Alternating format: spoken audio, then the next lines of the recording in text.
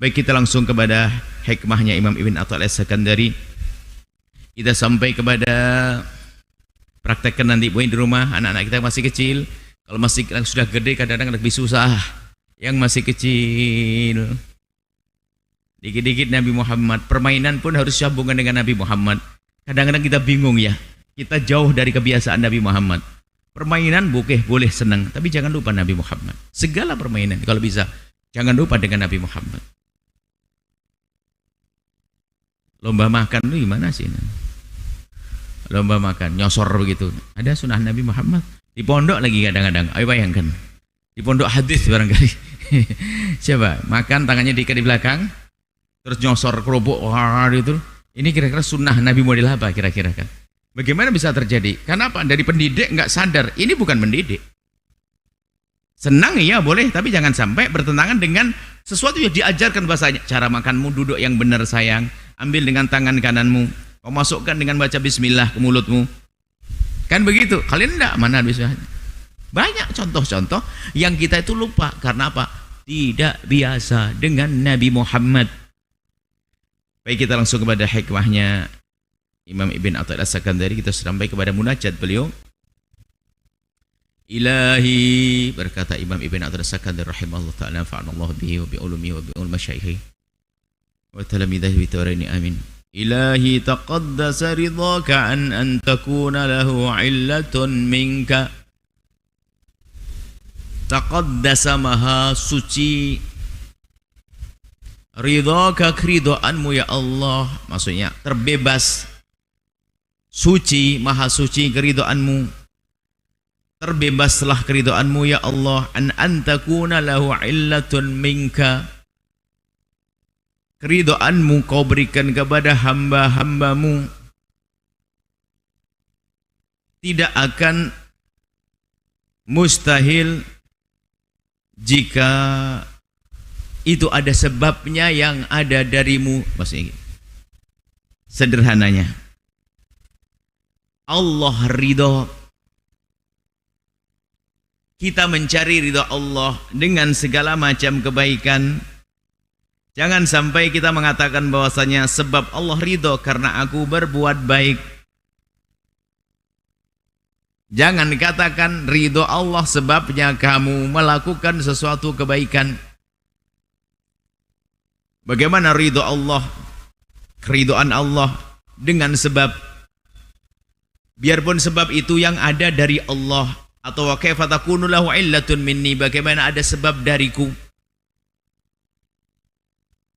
Sederhananya pemahamannya begini, jika engkau dimudahkan oleh Allah untuk melakukan kebaikan, jangan katakan bahwa sebab inilah aku ridho kepadaku, sebab solatku Allah ridho kepadaku, sebab puasaku Allah ridho kepadaku. Memang secara zahir semacam itu, kita melakukan kebaikan kemudian mendapatkan pahala dari Allah.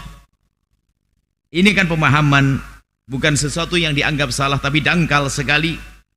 Karena aku solat maka Allah ridho kepadaku, berarti ridhonya Allah ada karenanya, karena engkau solat, karena engkau puasa, karena engkau beribadah. Akan tapi ayo kita ganti pemahaman, faham yang benar bahwa jangan katakan karena aku solat maka Allah menjadi ridho kepadaku. Jangan katakan karena aku berpuasa maka Allah ridho kepadaku. Akan tapi katakan Allah ridho kepadaku. Ridhonya dulu. Allah ridho kepadaku, tandanya adalah Allah memudahkanku untuk melakukan salat, Allah memudahkanku untuk melakukan puasa, Allah mudahkanku untuk melakukan ibadah haji, Allah mudahkanku untuk membaca zikir. Itu tandanya engkau diridhoi oleh Allah. Karena Allah ridho kepadamu maka engkau dipilih untuk menjadi orang yang lidahnya berucap zikir.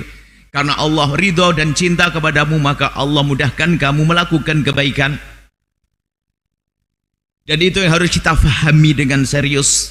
Sungguh tidak ada seorang hamba melakukan sujud sekali kecuali karena dipilih oleh Allah. Allah ridho kepada hamba tersebut untuk sujud. Kalau Allah tidak ridho kepada hamba tersebut untuk sujud, tidak akan mampu melakukan sujud biarpun sekali sujud. Dan seorang hamba tidak akan mampu beribadah kecuali karena Allah pilih. Kesadaran Anda akan makna ini penting sekali. Sehingga salah satu hikmah yang kami hadirkan, tanda kalau Allah mencintaimu adalah begitu mudahnya engkau melakukan kebaikan yang tidak pernah engkau rencanakan sekalipun, dan begitu susahnya engkau melakukan kemaksiatan biarpun sudah kau rencanakan. Sebaliknya, tanda Allah tidak ridho dan tidak sayang kepadamu adalah begitu mudahnya melakukan kemaksiatan biarpun tidak direncanakan, dan begitu susahnya melakukan kebaikan biarpun direncanakan. Maka siapapun yang telah dimudahkan oleh Allah untuk melakukan kebaikan, bersyukurlah kepada Allah. Dan ini adalah nikmat yang sering kita lupakan. Sebab bahaya sekali kalau ada orang merasa bisa berbuat baik tapi tidak sadar kalau itu karunia dari Allah. Maka akan menjadi orang ujub. Ya Allah, aku sudah melakukan sholat, mana gajiku ya Allah? Kan kurang ajar pada Allah. Dibalas, kau sholat pakai apa? Tenaga. Tenaga dari siapa? Darimu ya Allah. Terus kemauan darimu ya Allah. Terus sahamu mana? Kok sok banget minta mana pahala darimu ya Allah? Yang bangunkan dari tidurmu di tengah malam Allah, kok sok banget tahajud. Ya Allah, aku sudah ahli tahajud, mana surgaku? Kamu tahajud karena disayang Allah, makanya dibangunkan. Kalau kau tidak disayang, tidak akan bangun. Biarpun tidurmu dari maghrib, biarpun orang itu kaya raya, duitnya banyak, nggak bisa dihitung barangkali, selagi tidak dipilih oleh Allah nggak akan bisa bangun masjid, bangun musola kecil bahkan, atau membelikan sajadah hadiah untuk kaum muslimin, nggak akan bisa. Tapi kalau sudah dipilih oleh Allah subhanallah, tampak dia adalah secara dunia fakir, tapi dia berusaha untuk melakukan kebaikan karena dipilih oleh Allah. Seperti saat ini karena dipilih oleh Allah, lihat ada ibu-ibu yang jalannya pun tertatih-tatih, bahkan susah sekali bisa datang ke tempat ini. Ada seorang ibu kaya raya, dia tukang pijitnya 10, punya mobil 10, supirnya 10, yang masa orang lain dia nganggur tok, nggak bisa datang ke tempat ini. Kenapa? Karena tidak dipilih oleh Allah. Anda harus bersyukur hari ini dipilih oleh Allah, jangan sombong lalu berkata, karena inilah nanti Allah ridho kepadaku. Bukan, Allah ridho kepada Anda, tandanya adalah Anda dimudahkan untuk melakukan kebaikan. Jadi seolah-olah kebaikan ini adalah satu ruang, satu wilayah kemuliaan, wilayah milik Allah, wilayah kemuliaan. Jadi kalau ini rumah-rumah Anda, misalnya sebuah rumah, siapa yang diizinkan oleh siapa yang Anda izinkan untuk masuk ke rumah tersebut?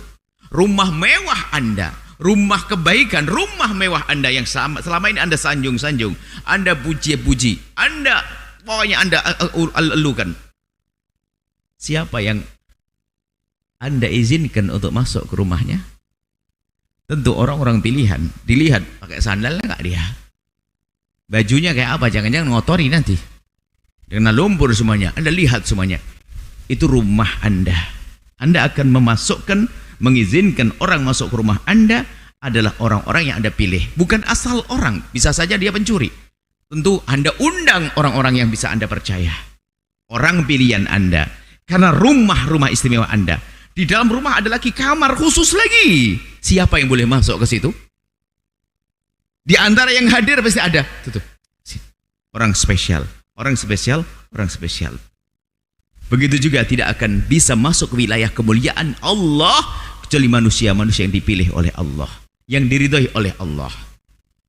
Kayak begini ini harus kita sadari bahwasanya kita dipilih oleh Allah supaya tidak masuk wilayah ujub. Ujub itu mengagungkan amal di mata sendiri. Oh, siapa dulu, saya ini ahli istiqomah, puasa Senin Kamis 20 tahun.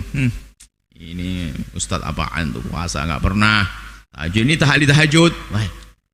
Dia tidak sadar siapa yang membangunkan dia untuk bisa tahajud, siapa yang memberikan kekuatan dia untuk puasa selama 20 tahun. Kalau Allah tidak menghendakinya, maka satu hari pun sudah nggak bisa. Bisa melakukan kebaikan dengan hartanya, bisa bangun pesantren, masjid megah, lalu dia sombong. Rendah dia. Dari mana harta ia dapat? Saya kerja sendiri, dia mengatakan. Saya cari duit kerja karena kecerdasanku. Tanyakan, siapa yang ngasih cerdas? Siapa yang ngasih tenaga kamu bisa bekerja? Dia mentok, tidak akan bisa berkata apa-apa kecuali mengatakan Allah. Nah, itu kesadaran makna ini penting sekali, bahwa apapun siapapun yang telah Allah mudahkan untuk melakukan kebaikan, itu tanda kalau Allah ridho kepada hamba tersebut. Maka ini yang perlu kita fahami. Ilahi taqaddasa ridhoka an takuna lahu illatun minka. Ridhomu tidak ada sebab. Baik sebab dari dirimu sendiri, diri zatmu sendiri ya Allah, atau sebab dari orang lain. Tidak, ridhomu adalah ridhomu. Hanya ridhomu itu akan tampak di umat, di hamba-hamba Allah adalah dengan kebaikan yang Allah mudahkan kepada hamba tersebut. Itu tanda bahwa hamba tersebut adalah hamba yang diridhoi oleh Allah Subhanahu wa taala. Lanjutannya adalah antal ghaniyyu bidzatik an ayyasila ilaikan naf'u mink. Engkau adalah zat yang maha kaya. Zat yang maha kaya, kayanya kaya zati. Memang zat maha kaya. Kalau kita kaya karena dikayakan oleh Allah. Kita punya kekuatan karena diberi kekuatan oleh Allah. Tapi kekuatan Allah zati. Zatnya Allah maha kuat. Zatnya Allah maha kaya. Engkau maha kaya ya Allah. Dengan kemahakayaanmu itu ya Allah. Dengan kemahakayaanmu itu ya Allah. Tidak memerlukan sesuatu. Tidak memerlukan sesuatu untuk menjadikan dirimu kaya. Enggak perlu lagi. Sebab dan yang maha kaya, baik sesuatu itu adalah dari dirimu sendiri atau yang lainnya. Enggak, memang Allah zat yang maha kaya. Sehingga Allah tidak membuat satu sebab untuk menjadikan dirinya kaya. Tidak, Allah zat yang maha kaya. Wa kaifa la takunu ghaniyan anni? Bagaimana engkau menjadi dengan dirimu sendiri, engkau tidak memerlukan. Allah tidak punya hajat dengan dirinya sendiri. Tidak bisa disifati Allah punya hajat dengan dirinya. Karena Allah tidak boleh dikatakan Allah punya hajat. Allah maha pengkabul hajat. Jangan katakan Allah punya hajat, biarpun terhadap dirinya sendiri. Sebab kalau orang punya hajat kepada dirinya sendiri, di saat hajat belum terpenuhi, maka dia adalah lemah. Biarpun yang memenuhi adalah dirinya sendiri, maka enggak pantas, enggak wajar, enggak boleh menisbatkan Allah punya hajat biarpun kepada dirinya sendiri. Engkau maha kaya, tidak perlu kepada siapapun dan apapun ya Allah, biarpun terhadap dirimu sendiri ya Allah. Kepada dirimu sendiri pun engkau tidak punya hajat. Bagaimana engkau punya hajat kepadaku? Maksudnya ini adalah seorang hamba di saat melakukan sholat, jangan dikatakan ya Allah aku sudah sholat nih, ini kepentinganmu sholat ini ya Allah. Aku sudah sedekah ya Allah, ini kepentinganmu ya Allah. Enggak. Sholat bukan kepentingan Allah. Zakat bukan kepentingan Allah. Sedekah bukan keperluan Allah. Akan tapi semua itu adalah keperluan kita sendiri.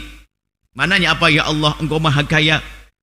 Tidak perlu kepada apapun dan siapapun, biarpun terhadap dirimu sendiri. Lalu bagaimana ya Allah? Bagaimana mungkin aku menduga atau meyakini engkau punya hajat kepadaku, hajat kepada amalku? Sehingga dalam satu hadis disebutkan bahwasanya seandainya semua manusia itu berkumpul di satu tempat dan kebaikan mereka menjadi kebaikan seperti kebaikan satu orang, maksudnya gini, seandainya semua manusia ini baiknya semua kayak Nabi Muhammad, waduh, semuanya itu tidak akan menambah kemuliaan Allah. Atau sebaliknya, jika semua manusia jahat kayak Abu Jahal semuanya, tidak akan mengurangi kemuliaan Allah. Kemuliaan Allah zati, tidak ada yang menjadikan nambah atau berkurang. Kemuliaan Allah mulia yang maha-maha. Kekayaan Allah kekayaan yang maha kaya. Tidak ada kekayaan Allah bertambah karena si fulan jadi kaya, lalu Allah menjadi kaya karena kekayaan si fulan, tidak. Makna daripada hikmah ini agar menyadarkan kepada kita bahwa di saat kita melakukan sesuatu kebaikan, jangan katakan bahwa ini kepentingan Allah, tapi yang harus kita sadari bahwa ini kepentinganku untuk keselamatanku, untuk kebaikanku. Kebaikanku waktu berada di dunia, kebaikanku nanti di saat menghadap kepada Allah Subhanahu wa taala. Kaifa la takunu ghaniyan anni? Engkau maha kaya, tidak butuh kepada dirimu sendiri. Bagaimana lalu aku meyakini kau butuh kepada amalku ya Allah? Sangat bodoh saya ini. Lalu bagaimana mungkin aku katakan engkau butuh, entah hajat kepada puasaku, engkau hajat kepada hartaku, engkau hajat kepada zikirku? Tidak. Allah tidak perlu kepada itu semuanya. Allah tidak membutuhkan itu semuanya. Allah maha kaya. Lalu apa yang terjadi setelah itu? Seorang hamba yang menyadari makna ini, yang memahami makna ini, maka di saat ia bisa melakukan kebaikan, di samping tadi menyadari bahwasanya tanda bahwasanya Allah ridho kepadanya, dia bisa melakukan kebaikan. Kemudian setelah dia bisa melakukan kebaikan, di saat dia bisa melakukan kebaikan, karena sadar bahwasanya kebaikan ini adalah karunia dari Allah, maka tidak akan dia menjadi orang yang ujub berbangga dengan amalnya. Karena dia menyadari bahwasanya aku bisa begini adalah karena Allah. Kemudian tambahnya setelah itu adalah begitu mudahnya dia untuk merasakan ketulusan keikhlasan. Bahwasanya dia berbuat baik ini karena kekuatan yang telah Allah berikan kepadanya, sehingga dia bisa berbuat baik. Dia menyadari ini dari Allah, dari Allah, dari Allah. Kemudian kesadaran selanjutnya adalah, dan kebaikan yang Allah mudahkan kepadaku adalah untuk kepentinganku sendiri, agar aku selamat nanti di akhirat, bukan kepentingan Allah. Karena Allah tidak perlu dengan amal kita, Allah tidak perlu dengan puasa kita, Allah tidak perlu dengan apapun yang kita lakukan dari kebaikan. Nggak ngaruh, nggak akan merubah apapun. Kemahakayaan Allah, kemahamuliaan Allah tidak akan bertambah dengan kemuliaan hambanya. Dan Allah tidak akan berkurang kemuliaannya hanya karena jahatnya hambanya. Tidak, nggak ada urusannya.